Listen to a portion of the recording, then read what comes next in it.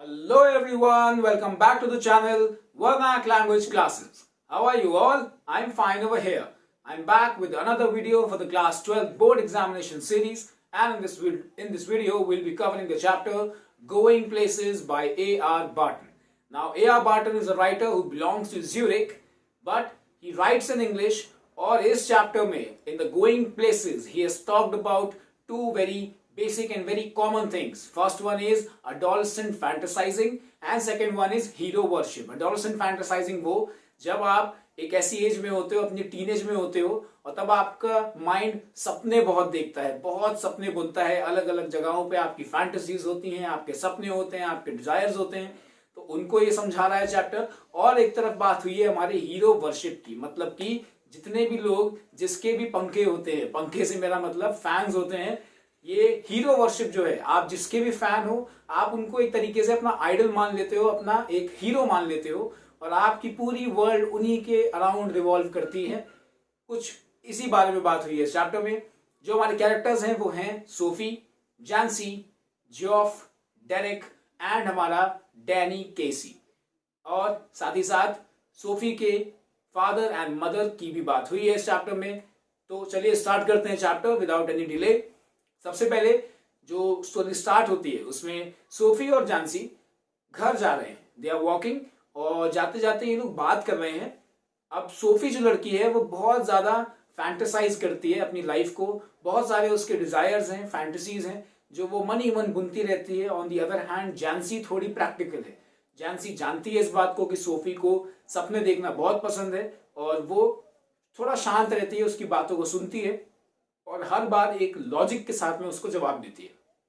तो सोफी कहती है कि तुम देखना जानसी, मैं अपना बुटीक ओपन करूंगी और मेरा बुटीक इस पूरी जगह पे सबसे बेस्ट होगा, उससे अच्छा बुटीक किसी का भी नहीं होगा, और मैं बहुत अच्छे से अपना बुटीक चलाऊंगी। तो जानसी बोलती है कि यार सोफी, उसके लिए तो पैसे बहुत चाहिए। अब क्योंकि सोफी और जानसी दोनों ही एक बहुत पुअर फैमिली बैकग्राउंड से हैं, फाइनेंशियली बहुत पुअर हैं ये लोग, और इसीलिए जानसी बोलती है कि यार उसके लिए बहुत पैसे चाहिए, हमारे पास पैसे नहीं है इतने।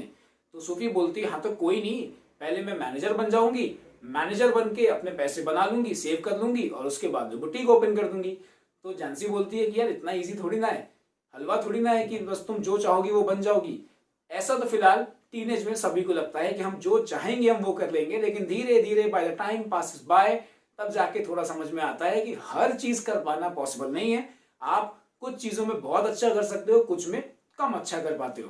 तो जानसी बोलती है कि यार इतना इजी नहीं होता कहीं भी मैनेजर बन जाना, तुम्हें शुरुआत तो किसी छोटे पोस्ट से ही करनी पड़ेगी, ऐसा नहीं है कि तुम्हारी पहली जॉब एक मैनेजर की लग जाएगी।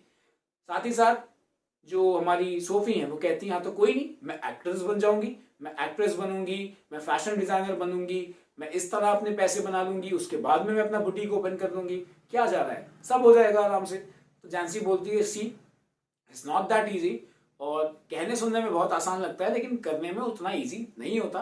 और तभी ये बात करते करते करते सोफी का जो घर है वो आ जाता है, और जाते जाते जानसी बोलती है कि देखो सोफी, जब तुम्हारे पास बहुत सारे पैसे आ जाए ना तो तुम सबसे पहले अपना एक अच्छा सा घर बनवाना। और ये बोल के जानसी चली जाती है। फिर एंटर होती है सोफी अपने घर में। अब घर का माहौल क्या है वो समझ लो। टेबल पे बैठे हैं एक मोटे से पापा, पापा खा रहे हैं शेफर्ड पाई। शेफर्ड पाई खा नहीं रहे हैं, अपने मुंह के अंदर ठूस रहे हैं, he is just stuffing the pie, जैसे एक बहुत ही भूखा इंसान नहीं खाता है। और उनकी अपीयरेंस को देख के मालूम पड़ रहा है कि उन्होंने दिन भर बहुत काम किया है, उनके बॉडी पे बहुत स्वेट है, उनके कपड़े काफी ऐसे गंदे से हो रखे हैं दिन भर काम करने के बाद में।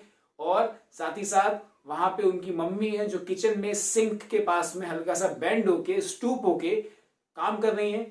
सोफी जब इस पूरे जो सीन है उसको देखती है तो उसका ध्यान अपनी मम्मी के ऊपर जाता है, और वो देखती है कि उसकी मम्मी कितनी ज्यादा वीक है, कितनी डेलिकेट है, और उनका जो एप्रन है, जो एप्रन जो कुकिंग के टाइम पे नहीं बांधते हैं आगे, एप्रन जो उसकी नॉट है पीछे, उसकी जो बो बनी हुई है, वो देखती है कि किस तरह उनकी बैक हल्की सी बेंड हो चुकी है। वो इतना काम करती है दिन भर कि अब उनकी बैक नॉर्मली भी हल्की सी बेंड रहती है, और वो साथ ही साथ कितनी डेलिकेट है और कितनी वो थकी हुई है, वो कितना ज्यादा काम करती है।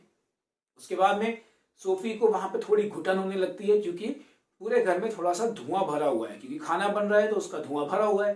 तो सोफी जल्दी से बाहर जाने लगती है। जाने के टाइम पे ही जो उसका छोटा भाई है डेरेक, वो अपने पापा से बोलता है कि पापा, सोफी को तो लगता है कि पैसे पेड़ पे लगते हैं, और ये बात सुन के सोफी बिना कुछ बोले अंदर चली जाती है अपने बड़े भाई जियोफ के पास में। अब जियोफ उसे क्यों पसंद है ये समझो। जियोफ उसे इसलिए पसंद है क्योंकि जियोफ उसको लगता है कि एक ऐसा इंसान है जो पूरी दुनिया में वो अकेला है जो सोफी की बातों को सुनता है, उसकी कहानियों को सुनता है, उसको समझता है और कहीं ना कहीं उसको मानता भी है। इसीलिए वो हर बार जियोफ को ढूंढती है जब भी उसे कुछ बताना होता है। तो वो जाती है जियोफ के पास और वो देखती है कि जियोफ अपने कुछ पार्ट्स को लेके बैठा हुआ है अपनी बाइक के सामने और वो उनको ठीक कर रहा है। जियोफ कौन है ये जान लो।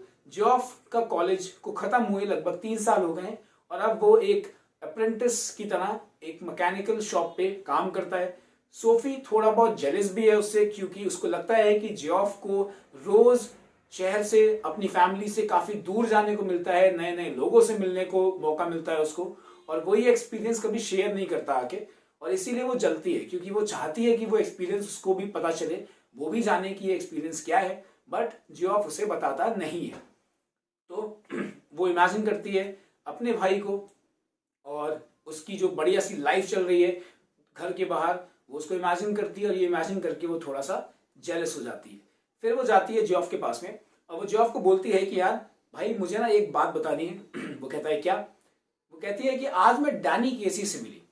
तो डैनी केसी कौन है? डैनी केसी एक बहुत ही पॉपुलर फुटबॉल प्लेयर है। अब वो कहती है कि मैं डैनी केसी से मिली। तो जियोफ बोलता है कि यार सोफी तुम ये बातें ना कुक करना बंद कर दो, तुम ये बातें बनाती रहती हो, कभी तुम ना बहुत बड़ी प्रॉब्लम में फंस जाओगी सिर्फ अपनी इन कुकड अप स्टोरीज से। तो वो कहती है अरे नहीं मैं बातें नहीं बना रही हूँ, मैं उससे मिली हूँ सच्ची में। रॉयस शॉप पे मैं खड़ी हुई थी, मैं बाहर से कपड़ों को देख रही थी, तो जैसे ही मैं पीछे मुड़ी तो एकदम से डैनी केसी मेरे सामने आ गया। तो वो बोलता है अच्छा बताना जरा कैसा दिखता है वो। तो वो कहती है कि तुम्हें पता तो है कैसा दिखता है, उसकी ग्रीन आईज हैं, टॉल है और उसके स्किन बहुत ही हल्की सी वाइट एंड हल्के से उस पर स्पॉट्स हैं नोज पे उसके, तुम्हें मालूम तो है। तो जियोफ सोचता है कि यार बता तो ठीक रही है। फिर सोफी को लगता है कि यार चलो ठीक है इसको बता दिया मैंने, कोई बात नहीं। और तब सोफी और जियोफ बाहर आते हैं वापस, और बाहर आके वो जैसे आके बैठते हैं तुरंत जो हमारा जियोफ है वो अपने पापा को बता देता है और बोलता है कि पता है आज सोफी डैनी केसी से मिली है। अब पापा थके हुए हैं, टीवी देख रहे हैं खाने के बाद में, तो वो कहते हैं कि सोफी तुम अपनी इस आदत की वजह से किसी दिन बहुत प्रॉब्लम में फंस जाओगी। पापा को भी पता है कि उनकी बेटी कहानियां बनाती बहुत है, इसीलिए वो कहते हैं कि तुम फंस जाओगी किसी दिन बहुत बुरा, तो ये मत किया करो। तो सोफी बोलती है कि अरे मैं कुछ भी नहीं बना रही हूँ, मैं सच्ची में मिली हूँ उससे, और मुझे ये भी पता है कि डैनी केसी यहाँ पे एक शॉप परचेज करने का प्लान बना रहा है। तो वो कहते हैं अच्छा तुम्हें कैसे पता? बोलते हैं मैंने उससे बात की है, उसी ने मुझे बताया है। खैर ये बात सुन के यहाँ पे थोड़ी सी उसके पापा इग्नोर कर देते हैं, ध्यान नहीं देते हैं। और तब जो सोफी है वो अपने भाई से कहती है कि यार तुम प्लीज किसी और को मत बताना ये बात, अगर कहीं और पता चली ना ये बात तो पापा मेरा मर्डर कर देंगे, पापा मुझे मार देंगे, इतने गुस्से में आ जाएंगे, तुम प्लीज ये बात किसी और को मत बताना। जेफ कहता है ठीक है मैं नहीं बताऊंगा, लेकिन तुम प्लीज कहानियां बनाना बंद करो ऐसी, ये अच्छी बात नहीं है। और तब सोफी को लगता है कि यार चलो मेरा भाई कहीं ना कहीं बिलीव नहीं कर रहा है मुझ पर, और वो फिर से अपनी इमेजिनेशन वाली वर्ल्ड में चली जाती है। वो सोचती है कि मेरा भाई भी तो इतना हैंडसम है, इतना टॉल है, अगर इसको अच्छे कपड़े मिल जाएं तो ये कितना बढ़िया लगेगा, और फिर मुझे भी अच्छे कपड़े मिल जाएं तो हम दोनों साथ में बाइक पे बैठ के जा रहे होंगे और पूरी दुनिया the whole world will welcome us. पूरी दुनिया उनका वेलकम करेगी, उनके लिए फूल बरसाएगी, तालियां बजाएगी, और इस तरह वो अपने वर्ल्ड को इमेजिन कर रही होती है। And then she comes back to the real world. और फिर उसका भाई पूछता है कि अच्छा बताओ डैनी केसी से तुम्हारी क्या बात हुई? तो वो कहती है कि मैं रॉय शॉप के बाहर खड़ी हुई थी, तभी डैनी केसी आया। तो मैंने उससे पूछा कि तुम वही फुटबॉल प्लेयर हो ना डैनी केसी? तो वो बोलता है हाँ।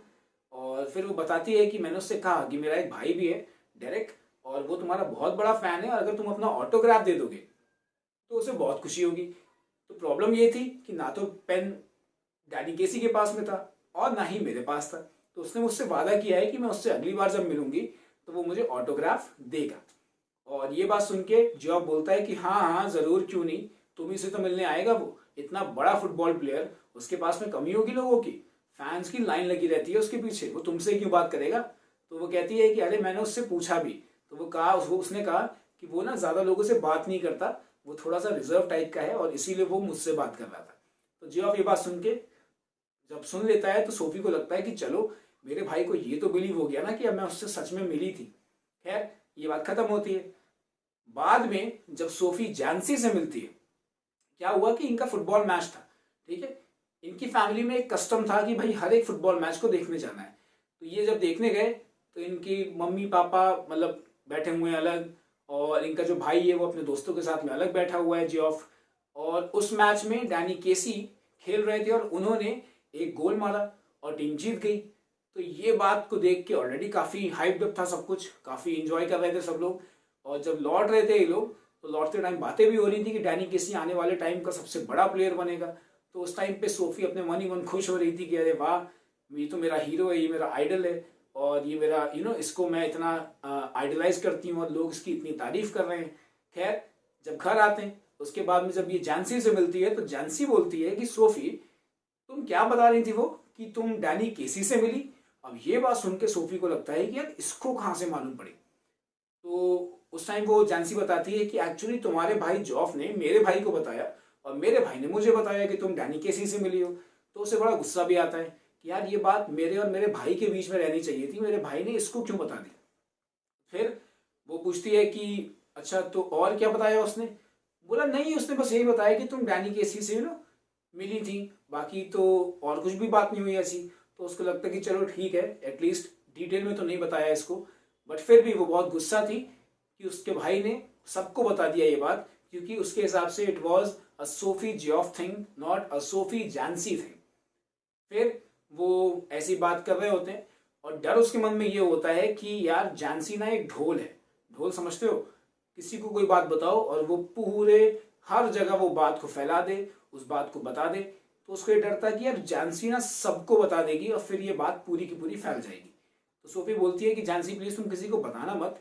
तो जानसी बोलती है कि अरे हाँ हाँ मैं किसी को नहीं बताऊंगी, डोंट वरी। हर एक इंसान जो बातें फैलाता है वो यही बोलता है। और ये बात सोफी को भी मालूम थी। सोफी मनी मन हंसती भी है, बोलती है यस एज इफ तुम मेरी बात मानोगी। और उसके बाद में इनका ये चैप्टर क्लोज होता है। अब एक दिन उसके बाद में क्या हुआ कि सोफी अपने एक एक गार्डन है, एक पार्क है, वहाँ पर जाके बैठती है। और वहाँ वो पार्क जो है वो इनके टाउन से थोड़ा बाहर को है। और उस टाउन पार्क में जाके जब वो बैठती है तो वो वापस से इमेजिन करने लग जाती है अपने उस टाइम को, जब वो इमेजिन करती है कि डैनी केसी उससे सही में मिलने आएगा। वो बैठी हुई है एक ऐसी जगह पे जो शहर का एक तरीके से लवर्स पॉइंट है, एक ऐसा एक अलग सा एरिया है जहाँ पे सभी लवर्स मिलते हैं, बैठते हैं, बात बात करते हैं। तो वो इमेजिन करती है डैनी केसी को कि वो सामने से चलता हुआ आएगा, ऐसे साइड में हवा चल रही होगी, उसके बाल उड़ रहे होंगे, मतलब पूरा एक फिल्मी वाला एक जो सीन है वो चल रहा है वहाँ पे बॉलीवुड स्टाइल। और वो बहुत सब कुछ इमेजिन कर रही है कि वो आएगा, बैठेगा, बात करेगा, ऑटोग्राफ देगा, हम ढेर सारी बातें करेंगे, बहुत मस्ती होगी, ये सब वो सब, पता ही नहीं क्या क्या चल रहा है। और तभी उसका ब्रेन ना कई बार उसको क्वेश्चन भी करता है कि यार एक्चुअली में ये सच थोड़ी ना है, क्योंकि उसके ब्रेन को तो पता है, उसको तो मालूम है ना कि ये सच नहीं है, वो जानती है कि ऐसा कुछ होने नहीं वाला। तो उसका ब्रेन बार बार बोलता भी है कि वो नहीं आएगा, Danny Casey will not come, तुम बस यूं ही बैठ के फालतू में इमेजिन कर रही हो, वो नहीं आने वाला। वो काफ़ी देर बैठी रहती है वहाँ पे और उसके बाद में वो काफ़ी डिसअपॉइंट हो जाती है अपने आप से। क्यों? क्योंकि उसने अपने छोटे भाई को ये बोल दिया था कि मैं तुम्हारे लिए डैनी केसी का ऑटोग्राफ लेके आऊंगी। अब छोटा भाई भी डिसअपॉइंट होगा, साथ ही साथ उसको ये भी था कि मैं घर जाके सबको क्या बताऊंगी कि मैं डैनी केसी से तो मिली नहीं, मैं उससे ऑटोग्राफ लेके आ नहीं पाई। फिर सब लोग मेरी बताई हुई स्टोरी पे फिर से डाउट करेंगे और वो ये बात नहीं चाहती थी। खैर अब क्या कर सकते हैं, डैनी केसी तो आया नहीं। वो जाती है वापस अपने घर को, रास्ते में जाते हुए देखती है कि उसके पापा की जो साइकिल है वो खड़ी हुई है बाहर, घर पे नहीं है वो। और वो सोचती है कि चलो सही है, पापा एटलीस्ट घर पे नहीं है तो मुझे घर जाके ज़्यादा क्लैरिफिकेशन देने की ज़रूरत नहीं पड़ेगी। और इस तरह स्टोरी एक एंड होता है स्टोरी का। बात पूरी की पूरी स्टोरी में सिर्फ इतनी हुई है कि जिस तरह टीनेज के टाइम पे टीनेजर्स फैंटेसीज और डिज़ायर्स को रियल मानने लग जाते हैं, वो मानने लग जाते हैं कि वो उस जगह पे गए हैं, वो उस जगह पे हैं। गोइंग प्लेसेस का टाइटल इसीलिए इसको दिया गया है क्योंकि गोइंग प्लेसेस का मतलब ये है कि आप बैठे बैठे अपने दिमाग में पूरी दुनिया में कहीं भी पहुंच जाते हो, आप कुछ भी बन जाते हो, आप किसी के भी साथ हो जाते हो। ये सारा खेल आपके दिमाग का है, it is not a reality. यही बात चैप्टर में समझाई है हमें ए आर बार्टन ने एक बहुत ही बढ़िया स्टोरी के थ्रू। और जो कैरेक्टर है सोफी का, वो डिनोट करता है हर उस इंसान को जो फैंटेसी वर्ल्ड, जो डिजायरेबल वर्ल्ड में जीने को बहुत पसंद करता है। वो चाहता है कि उसकी लाइफ हमेशा एक फैंटेसी बनी रहे, कभी रियल ना हो। That is it for the story. I hope you understood the story and I hope you liked the story. If you did, comment down in the comment section the favorite part that you like the most, and also subscribe to the channel for more such videos.